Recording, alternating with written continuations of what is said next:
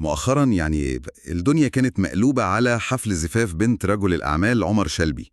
الحفل كان في مكان خاص قوي عند الأهرامات. طبعاً وصلتنا أخبار كتير عنه، حدث ضخم فعلاً. بالظبط. بس اللي شد الانتباه بشكل كبير، أكتر حاجة الناس اتكلمت عنها، كان حضور الفنان عمرو دياب وعيلته. أكيد ده كان الهايلايت بتاع الحدث تقريباً. فالنهاردة عايزين كده نغوص شوية في تفاصيل الحضور ده. ليه كان مهم قوي كده؟ وإيه اللي ممكن نفهمه من التفاصيل دي عن طبيعة المناسبات الكبيرة دي في مصر؟ تمام، الأحداث اللي زي دي بتبقى زي مسرح صغير، بنشوف فيه حاجات كتير، كل تفصيلة، مين حضر، لابسين إيه، اتكلموا مع مين، كل ده ممكن يكون له معنى. هو فعلا الاهتمام مش بس بالحدث نفسه. لا طبعاً، الاهتمام بيكون كمان باللي ورا الكواليس، ده العلاقات، الصورة العامة للناس المعروفة دي. طيب نبدأ بأكتر نقطة الناس اتكلمت عنها، ظهور عمرو دياب مع بناته جانا وكنزي. دي كانت لقطة نادرة جداً، فعلاً نادرة، وده اللي خلاها مهمة قوي. المصادر وصفت شكلهم بالتفصيل. جنى مثلا كان فستانها أحمر طويل جريء شوية، في قصات كده عند الصدر والبطن. لفت نظر فعلاً.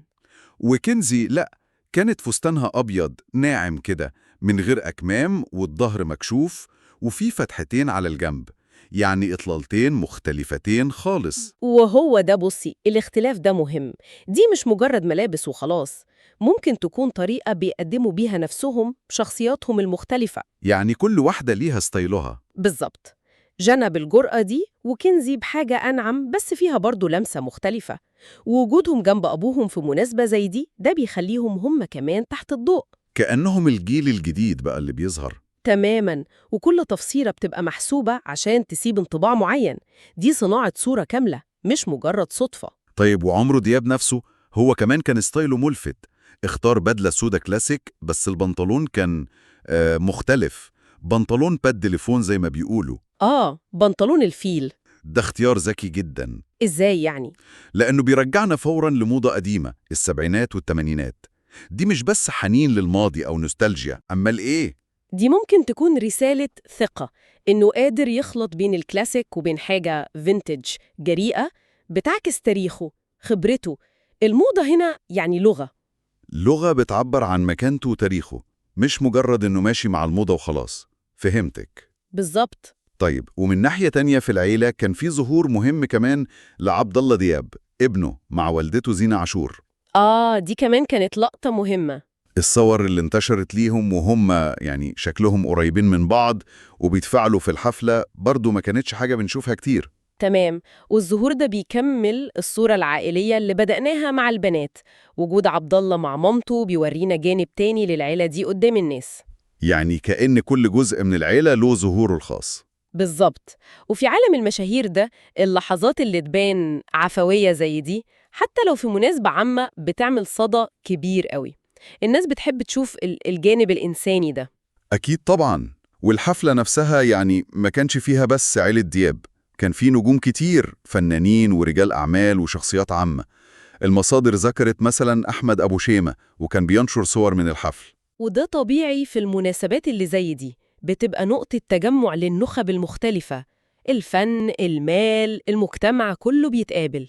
مش بس احتفال، دي كمان فرصة لتقوية العلاقات وتأكيد الوجود الاجتماعي. أكيد، جزء مهم من ديناميكيات الطبقات دي. والناحية الفنية كمان كانت قوية. نانسي عجرم هي اللي غنت في الحفل، وقالوا إنها قدمت أغانيها المشهورة والناس اتفاعلت معاها جامد، بالذات أغنية لون عيونك.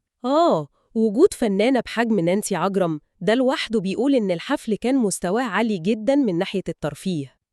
الاهتمام كان بكل التفاصيل. بالظبط، الترفيه جزء أساسي في التجربة دي كلها، لازم يكون على مستوى الحدث والمكان كمان، الأهرامات مش أي مكان.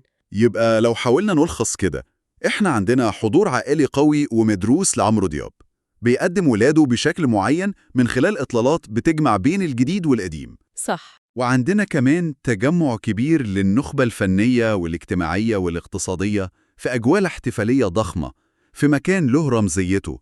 كل ده بيخدم صورة معينة للحدث وللناس اللي فيه. تمام قوي.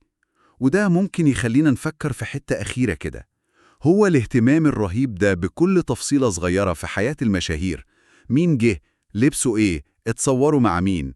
هل ده مجرد فضول اجتماعي عادي ولا إيه؟ ولا ده بيعكس هوس ثقافي أعمق بالصورة بالحياة الشخصية للناس المعروفة دي؟